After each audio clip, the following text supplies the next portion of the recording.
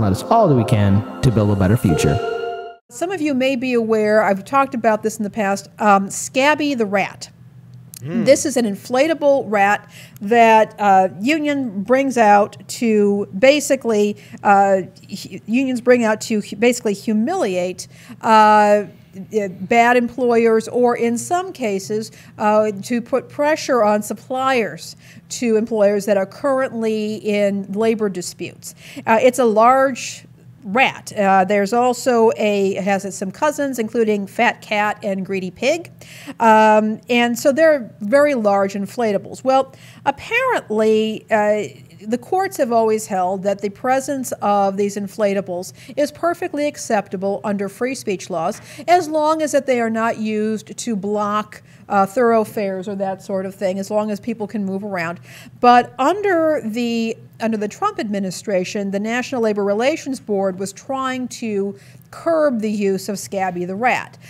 In this case, what happened was it was a little bit more complicated than many people, I think, realized. Essentially, what was happening was the International Union of Operating Engineers, Local 150, which is, by the way, located outside Chicago, was in a dispute with a company and decided to bring Scabby the rat to a trade show to put pressure on a supplier. The National Labor Relations Board questioned that decision because they were putting pressure on a third party, and so it was brought up, the question was, could they continue to use Scabby the rat?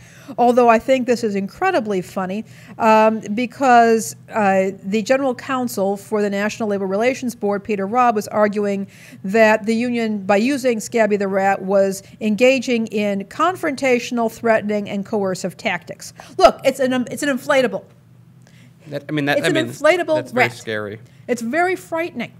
I mean, I'm sure cops kept shooting at it. They just got scared. They didn't know what to do. Yeah, they had no idea what to do in the face of an inflatable rat. Now, look, this is, in any case, what has happened is that the National Labor Relations Board has put this to rest and said, yeah, this is constitutionally protected free speech. I mean, it's been pointed out that cross-burning, flag-burning, and anti-gay demonstrations are also considered to be protected under free speech laws. The fact that somebody is that is bringing an inflatable rat to events is a legitimate, as far as I'm concerned, act of protest, is absolutely covered under free speech, and really now.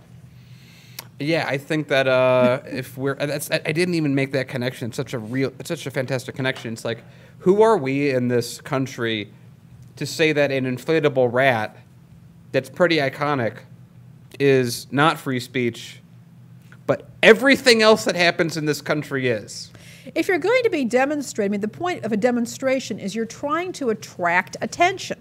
All right. Now, I don't like, and I realize that this is probably going to ruffle some feathers in our audience. I'm generally speaking not fond of demonstrations that impede traffic, that keep people from freely moving. But in this case, Scabby the rat was being brought as a demonstration piece. They weren't doing anything, as far as I know, illegal with it, except that some people got very upset, went to the National Labor Relations Board, and under the very so-called pro-business administration, they were questioning the use, but this seems to have been resolved for now. Do you think they filed under the "my feelings" brief? My feelings. Violence. You know, here's something that we need to address. Again, you know, that kind of unchecked unprofessionalism really says a lot about everything that we've seen, especially with last year as well, was all the protests and activists too pushing back. It's just like, come on, cops, be better. You know. Well, this wasn't. Yeah, I mean, and in this particular case, it wasn't. You know, this wasn't about police officers. This was actually a company that didn't like the fact that this very large inflatable rat was being used to put pressure on suppliers. And again, I'm sure it made people uncomfortable, but that is not a good enough reason for this sort of thing to be happening.